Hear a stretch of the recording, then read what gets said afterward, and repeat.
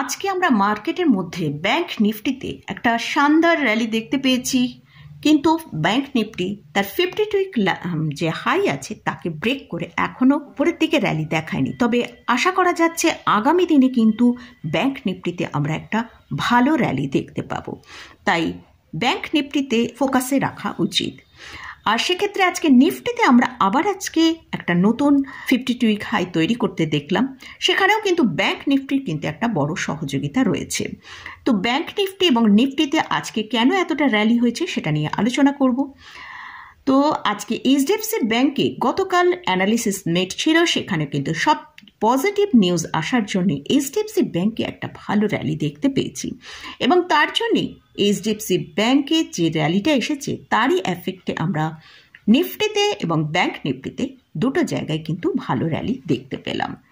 HDFC bank যখন প্রায় বিগত 1.5 মাস ধরে কারেকশন মোডে ছিল, সেখান থেকে আমরা দেখেছি, সেই জন্যই কিন্তু ব্যাংক নিফটিতে আমরা নতুন হাই 52 উইক হাই দেখতে পাইনি।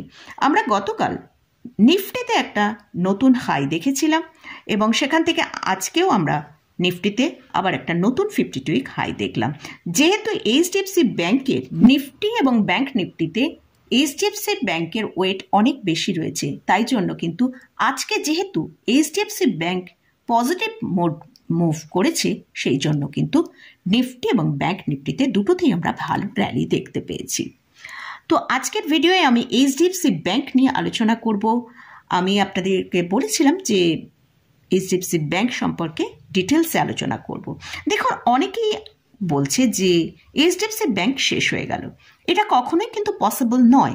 এইচডিএফসি ব্যাংকের মার্কেট ক্যাপিটালাইজেশন যদি দেখি, সেটা হচ্ছে 11,04,239 করোড়। এত বড় একটা ব্যাংক, যেটা নাকি আমাদের ইন্ডিয়ার প্রাইভেট সেক্টর ব্যাংকের মধ্যে সব থেকে লার্জেস্ট ব্যাংক। তো এদের যদি কোনো কিছু প্রবলেমও এদের সামনে আসে, এরা কিন্তু সেই প্রবলেমটা খুব তাড়াতাড়ি রিকভার করে ফেলবে।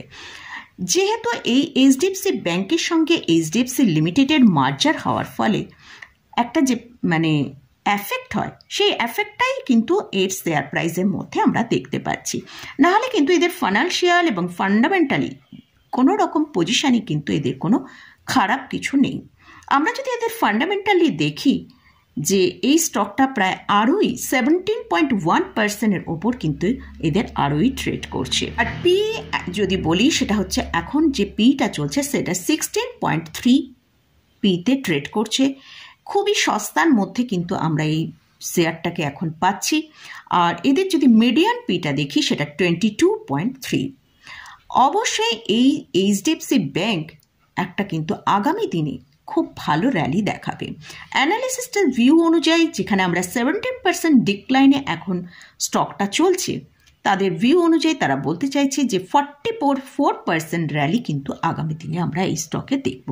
কারণ এদের বিজনেস মডেল এতটাই পাওয়ারফুল এবং এরা ফান্ডামেন্টালি এতটাই স্ট্রং, যার ফলে কিন্তু অ্যানালিসিস্টরা এই স্টকটার উপরে কিন্তু আগামী দিনে খুবই বুলিশ আছে। এছাড়াও আমরা যদি এই স্টকের শেয়ার হোল্ডিং প্যাটার্নটা একবার দেখি, সেখানে আমরা দেখতে পাচ্ছি এফআইএসরা এখানে 52.31% পজিশন হোল্ড করছে। ডিআইএসদের হোল্ডিং আছে 30.54%। তাহলে বুঝতেই পারছেন, এফআইএস এবং ডিআইএস দুজনেই কিন্তু এখানে একটা হেভি পজিশন হোল্ড করছে। তাহলে এফআইএসরা কিন্তু সেই স্টকটার সম্পর্কে না কিছু বুঝেই নিশ্চয়ই এখানে হোল্ড করবে না। এই স্টকটার এখন কারেন্ট প্রাইস চলছে 1453 টাকা। আমরা দেখেছি অলরেডি স্টকটা প্রায় 1360 টাকা পর্যন্ত লো দেখিয়েছিল। তো মোটামুটি এই 1360 টাকা যে লোটা করেছিল, আশা করা যাচ্ছে এটা বাটন আপাতত এখন তৈরি করে নিয়েছে। তো এই স্টকটায় যদি শর্ট টার্মের জন্য কেউ পজিশন নিতে চান, অবশ্যই স্ট্রিক্টলি স্টপ লসটা ফলো করতে হবে, যেটা হচ্ছে 1420 টাকা একটা স্টপ লস রেখে স্টকটা বাই করা যেতে পারে। তবে তার আগে অবশ্যই আপনারা ভালো করে ফান্ডামেন্টাল চেক করে নিয়ে তবেই পজিশন নেবেন। আমি কিন্তু এই স্টকে কোনো বাই রেকমেন্ডেশন করছি না। আপনারা যদি ভালোভাবে ফান্ডামেন্টাল এবং ফাইন্যান্সিয়াল অ্যানালিসিস করে নিয়ে বোঝেন, তবেই কিন্তু এখানে পজিশন নেবেন। আর অ্যানালিসিসরা এই স্টকের উপর কীরকম টার্গেট রেখেছে সেটা একবার দেখে নেব। সিটি ব্রোকারেজ যে গ্লোবাল ব্রোকারেজ হাউস আছে তারা এখানে এইচডিএফসি ব্যাংকে 2050 টাকা টার্গেট দিয়েছে। মর্গান স্ট্যানলি এখানে টার্গেট দিয়েছে 2110 টাকা। এটা মোটামুটি গেল এইচডিএফসি ব্যাংক। আরও একটা ব্যাংক নিয়ে আলোচনা করছি, যেহেতু এই ব্যাংকটা আমার মনে হচ্ছে আমরা মার্কেটের মধ্যে এত র্যালি দেখেছি, কিন্তু যেমন এইচডিএফসি ব্যাংক আন্ডার পারফর্ম করেছে, আর এই ব্যাংকটা হয়তো একটা রেঞ্জের মধ্যে ঘোরাফেরা করছে। এটা হচ্ছে কোটাক মহিন্দ্রা ব্যাংক। এই স্টকটাও কিন্তু আমরা যদি লাস্ট 5 ইয়ার্সের এদের চার্টটা একবার দেখি, সেখানে আমরা দেখতে পাচ্ছি এই স্টকটা একটা রেঞ্জের মধ্যে ঘোরাফেরা করছে। মার্কেটে এত র্যালি এসেছে, কিন্তু আমরা কোটাক ব্যাংকে কোনো রকম র্যালি সেভাবে আমরা দেখতে পাইনি। আদার্স অন্যান্য ছোট ব্যাংকের ক্ষেত্রে, ভালো বড় ব্যাংকেও আমরা কিন্তু অনেক র্যালি দেখেছি, কিন্তু এই কোটাক ব্যাংকেও কিন্তু আমরা সেভাবে র্যালি দেখতে পাইনি। কোটাক ব্যাংক নিচের দিকে 1650 আর উপরের দিকে 1950 থেকে 2000 পর্যন্তই এই রেঞ্জটার ভেতরেই ট্রেড করছে। তো আমার মনে হয় আগামী দিনে কিন্তু কোটাক ব্যাংকেও আমরা একটা ভালো র্যালি দেখতে পেতে পারি। কোটাক ব্যাংকের এখন পি চলছে 20-র কাছাকাছি।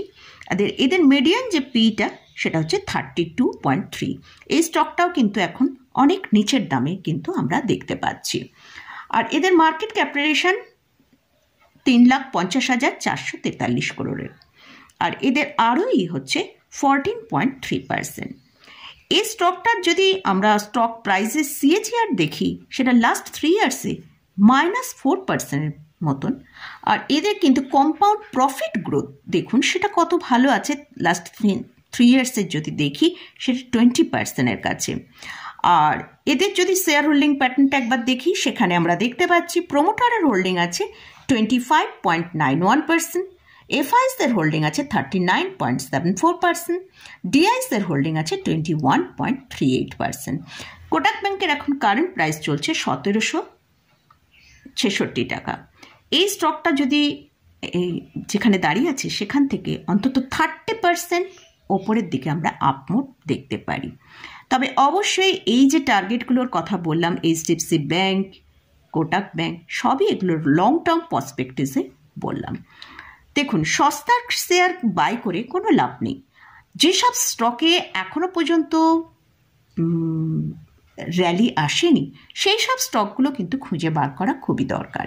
তো সেরকমই দুটো স্টক আজকে আপনাদের কাছে দেখালাম, যে দুটো স্টকে আমার মনে হয় আগামী যদি আমরা 1 বছরের মতন হোল্ড করতে পারি, অবশ্যই তাহলে দুটো স্টকেই আমরা 15 থেকে 20% র্যালি দেখতে পাবো।